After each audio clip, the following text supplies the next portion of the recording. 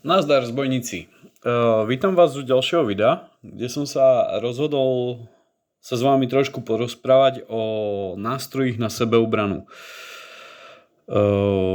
Poslednou dobou je táto téma strašne zaujímavé, otvorené, pretože posledné udalosti, či už v Anglii, Nemecku a tak ďalej, ukazujú, že není na škodu sebu mít občas něco, s čím si v sebeobrane trošku pomôžete. Začneme vecmi, ktoré bohužiaľ nikomu z vás nemôžem ukázať, alebo mohol by som, ale nechcem, ale našťastie to máme všichni. Prvé dva podstatné veci na sebeobranu sú z môjho pohľadu hlava a nohy. Prečo hlava a nohy? Najdôležitejšie je používať hlavu. Vyhejbať sa situáciám a príležitostem, kdy vím, že by mohol nastať nejaký problém. Ide o to, že keď idem parkom alebo tak a vidím nejakú skupinku ľudí, ktorí sa mi z diaľky nezdajú, tak logicky nepôjdem so širokými ramenami kolem nich. Pokiaľ tu prišiel niekto s tým, že chce robiť ramena na ľudí a chce si niečo dokazovať, tak poprosím, odíďte, vypnúť tajto video. Nemá to zmysel, pretože za mňa z akéhokoľvek konfliktu nikdy nevzíde nič dobré. I v momente, kdyby sa vám podarilo holýma rukama spraskať piet čoko občanu alebo spoluobčanu a vyhrať nad nimi, minimálne to bude mať vždycky nejaké súdne následky. Minimálne budete musieť ísť na policii k výslechu a tak ďalej, takže za mňa je lepšie sa tým situáciám vyhejbať. Preto je dôležitá hlava, kdy je fajn, když niekto aj umí používať. Neísť tmavými uličkami, kde by mohol byť prúser. Vyhejbať sa skupinkám takových tých, nechcem povedať divných ľudí, ale proste u ľudí, kde tušíš, že by mohol nastať nejaký konflikt, nejaké blbé otázky, že kamo, nemáš cigáro a tak ďalej, známe to všichni. Nemyslím teraz takové tie skupinky u Kauflandu, tých kluku, jak majú tie čierne šušťakové bundy a všichni majú blčkavé vlasy. To není ono, taj tí kluci sú neškodní, tých sa bať nemusíte. Tak, druhá podstatná vec, a čo máme všichni, tak sú nohy.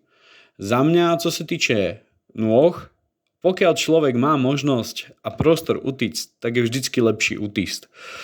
Nikto sa vám nebude smiať, keď pred skupinkou ľudí proste utečete. Je to vždycky lepšie, než skončiť dobitej, dobudanej a tak ďalej. Pokiaľ tá možnosť je, za mňa na tom není nič ostudného nebo hamba utiesť. Dobre, a teraz prejdeme k tým zaujímavejším veciam.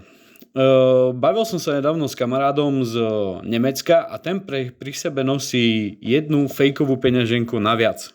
Prečo? Pretože väčšinou, keď vznikne nejaký konflikt, tak má nachystanú peňaženku, ktorá vyzerá vierohodne, má tam nastrkané nejaké staré karty, staré vernostné karty, má tam pár eur, aby vypadala plno. Pritom není. Jde o to, že je lepšie vyhodiť nejakú peňaženku alebo aj tú svoju vlastnú, než sa prieť s niekým, když na vás ukazuje nůž a tak ďalej. Nemá to zmysel. Tie peniaze sú zbytočná vec. Človek si vybaví nové doklady a komu sa nechce jebať doslova s novýma dokladama, je dobré si nachystať fejkovú peňaženku, ktorú budeš nosiť vo vačku a vyťahneš ju ako první, když niekto bude chtít po tobe peníze. Keď sme ale u peňaženkách, tak prejdeme na niečo zaujímavejšie. Tajtú vec som objavil pred pár rokmi, strašne ma pobavila a je strašne super. Je to peňaženka, ktorá sa volá Čuňoplesk. Dá sa ľahko nájsť na internete, myslím, že sa ešte furt predáva. A je to niečo ako plácačka naplnená drobnýma. Jde o to, že človek, když dostaje ranu s týmto, jasné, není to úplne dokonalý sebeobranný prostredok. Človek si musí vedieť udržať tú vzdialenosť od toho útočníka a tak ďalej. Za mňa je to ale strašne vtipná vec, už len tým názvom, že čuňoplesk. Ja osobne som tajto strašne rád používal v dobe, keď som používal takúto peňaženku na karty. A človek vždycky má nejaké drobné pri sebe. Človek, když to nabije 50 korunama, tak peňaženka jednak niečo váži, má pri sebe furt nejakú hotovosť, vojde sa sem nejak kolem 600-700 korún, zhruba v českých korunách, když to človek nabije 50 korunama. A človek, když sa s tým fakt poriadne zažene a niekoho trafí napríklad na sánku, tak tu čelist mu utrhne. Takže za mňa ako hodne zaujímavá záležitosť. Jednoducho sa to sundáva z opasku, díky taj tomu klipu, drží to tam krásne. V živote sa mi nestalo, že bych ju stratil, nebo tak. Za mňa strašne sranda a strašne dobrá vec. Druhá podstatná vec, k čomu by som prešiel, tak je určite mať dobrú svítilnu. Ježi, ja sa strašne budem snažiť rozprávať čiste slovensky, ale ja sa strašne ospravedlňujem ľuďom, ktorým moja čeština vadí, ale bohužiaľ som Slovák, žijúci v Čechách, takže prosím, majte trošku toleranciu, ale budem sa kvôli vám snažiť. Takže poriadna svietilna. Ja osobne som zvolil Fenix, jednak sa mi strašne ľúbi tá svietivosť, tie baterky sú fakt silné. Človek ju môže využiť aj Kubotan, proste úderná zbraň, za mňa strašne super. Ten stroboskop v noci. Ide hlavne o to, že väčšinou, když sa stane nejaký prúser, tak to bude väčšinou ve tmne, v príšeri a tak ďalej. A mať možnosť niekoho oslepiť a zároveň ho s tým domlátiť, je za mňa super. Je to furt lepšie, než sebou tahať nejaký nůž večer a tak ďalej, tak za mňa svietilná je úplne aj základ. Pre ľudí, čo nosí sebou zbraň, tak musíš vidieť tam, kam mieríš. Takže za mňa dobrá svietilná je základ. Najpodstatnejšia vec oproti všetkým ostatným, čo tu sú. V čom by som pokračoval? Tak za mňa sú kubotany, taktické perá a tak ďalej. Strašne super vec na taktických perách je, že človek to využije aj na iné veci. Ja osobne sa s tým strašne rád hrajem na poradách, keď potrebujem zahnať stres. Každopádne ten kubotan má aj hrot na rozbíjení skla, to má samozrejme aj tá baterka. Tu sebou človek nemám, sebou non-stop, ale tohle sebou ja osobne nosím non-stop. A jde hlavne o to, že ako úderná zbraň ten kubotan má neskutočne...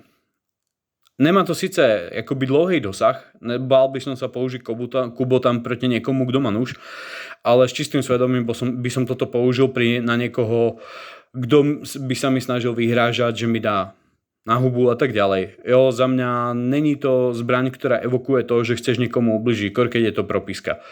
A hlavne tu využiť aj tú propisku, alebo aspoň ja osobne.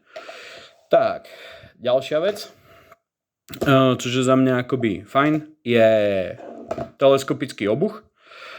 Ja som zvolil Nex 20 na tú sebeobranu proti lidem, to až tak úplne není, tam by som zvolil kratšiu variantu, pretože ak môžete vedieť, je to fakt obrovská tyč. Ja mám 20 z toho dôvodu, že tohle sebou tahám, když jdu ze psem a kdyby na nás vyběhnul cizí pes nebo něco podobného, tak není nič lepšieho, než byť ocelovou tyč hnedka v ruke. Tie Nexy nejsou dělané jak ESPčka na to, aby si s tím prostě rozbíjal cihle a doufal, že prostě ten obušek bude nejak novej.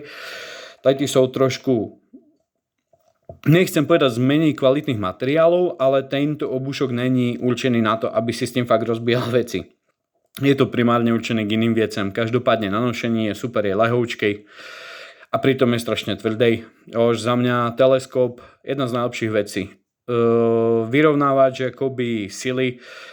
Malá hubená holka s týmto dokáže narobiť neskutočný bordel. Každopádne doporučil by som aj ľuďom si zaplatiť klidne aj nejaký kurz na obušok.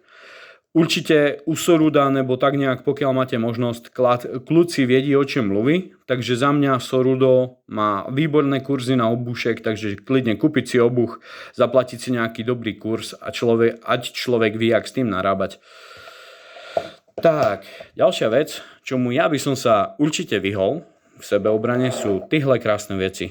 Říká sa tomu boxer, väčšina z nás to určite moc dobre zná. Je hlavne o to, že ten boxer, ten človek s tým dokáže fakt neskutočne ublížiť.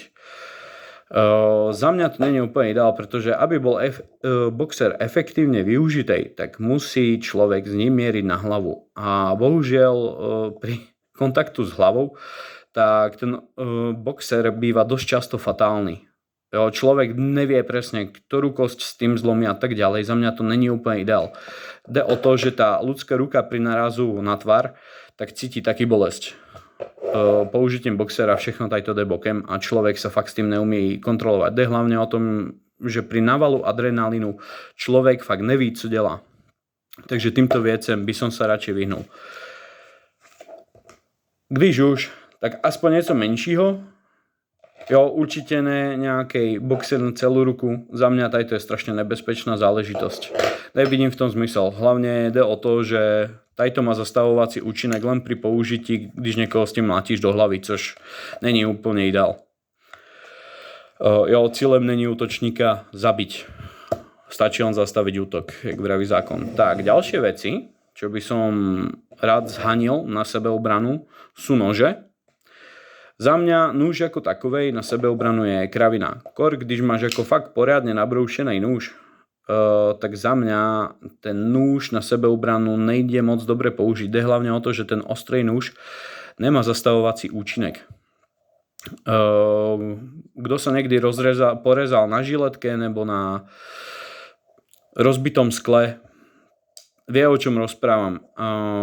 Každý človek, čo sa dostal do bitky s nožema, tak vám potvrdí, že prvý pocit, čo človek zažíva pri bodaní sa s nožem s niekým, je ten, že cítiš mokro. Necítiš bolesť a tak ďalej, pretože telo je v šoku a proudí vo vás adrenalín. Takže to telo, ten nůž cíti minimálne. Jde hlavne o to, že aby si zastavil nepriateľa a máš k tomu len nůž, tak ty toho človeka musíš doslova odkrviť. A neviem, jak to máte vy, ja osobne by som mal veľký problém strčiť do niekoho nůž. V momente, kdy si niekto řekne, že nemám problém niekoho dobodať, mali by ste si zajsť na nejaké liečenie nebo niečo podobného, to není normálne. Kdybych volil nůž na sebeobranu každopádne, tak by to bolo spíš niečo takového. Malý decečkový nůž, niečo na styl Mikov list nebo niečo takového.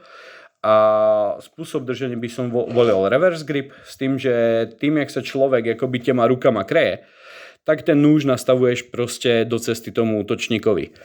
A to je tak jediná vec, i když to proste bude lakať k tomu toho človeka bodnúť. Každopádne v tom reverse gripu a s tou malou čepeli by som sa toho nebal tolik. Ale je to furt o hubu. Za mňa ten nůž na sebeobranu není úplne ideál. A hlavne, keď niekto má takovej nůž, vždycky počítajte, že budete zranení aj vy. A v momente, když niekoho bodáte nožem, neviem, jestli chcete byť ešte aj vy zranení. A jde tam už o míchanie krve, tekutín a tak ďalej, což není úplne ideál. Jde hlavne o to, že nože ako tento nemajú žiadnu zábranu voči tomu, aby vám tá ruka nesklouzla potom noži ďalej po čepeli. Tudíž sa zraníte sami. Takže za mňa týmto vecem by som... Nůž je za mňa vždycky nástroj. Není to vec na sebeobranu. Dá sa tak použiť, ale není to ideál. Posledné, čo by som prebral, sú strelné zbrane. Prvne si prebereme plynovky. Ja sa strašne ospravedlňujem, toto není plynová pistol, toto je normálne plná ráže, 9 mm, je to Glock 48, kto zná, tak asi vy. Co sa týče plynovek, plynovkám by som sa vyhol úplne. Nemajú skoro žiaden zastavovací účinek, jediný, co tým vyprovokujete je to, že človek, čo sebou má nejakou pistol a uvidí, že vo vašich rukách je taký pistol, tak víte, co vás čeká. O pistolích budú ešte v budoucnu určite mluviť. Je to obsahlejšia téma, ktorú mám strašne rád. Každopádne za mňa je to asi najlepší možná varianta, jak sa brániť. Jde hlavne o to, že ja som v minulosti byl tej politiky, že radšej ze všeho uteču. Človek, když už sebou ale má napríklad deti a nedokážeš zobrať na ruky 2 deti naraz a utiecť pred nasraným rottweilerom, tak som sa rozhodol, že proste pri sebe budú nosiť niečo ako je Glock, s tým, že väčšinu problémov dokáže s týmto elegantne vyriešiť. Jde hlavne ale ne o sebeobranu, ale o pomoc v krajní nouzi. To je niečo iného. Pokiaľ máte záujem o ďalšie video konkrétne o pistolích alebo o strelných zbraniach, tak mi dajte vedieť v komentároch a týmto sa aj ja s vami lúčim. Majte sa krásne.